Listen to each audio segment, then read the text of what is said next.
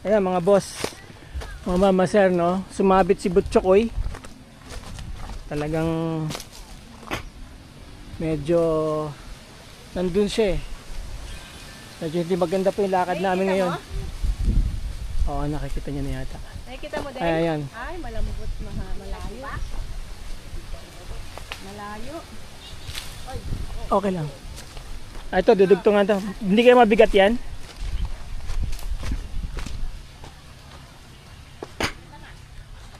Ayan, nandun si Butchokoy.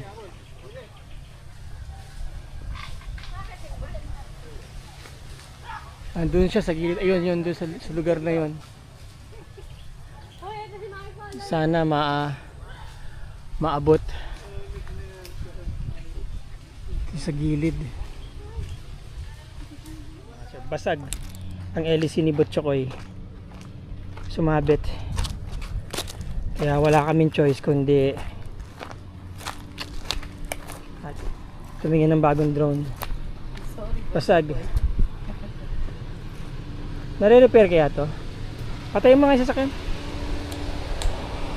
Basag oh. Okay mga boss, mga sir. Kararating ko dito sa Nueva Ecija. Andito kami ngayon, kasama ko yung family ko. Ayun oh. Si Mrs. Tapos yung anak ko nandun sa tabi nung yun, yung nagsi-cellphone. Tapos yung isang anak ko, ayun oh. Andito kami ngayon sa Nueva Ecija. Ito yung mga mag-harvest. Ayun, harvester.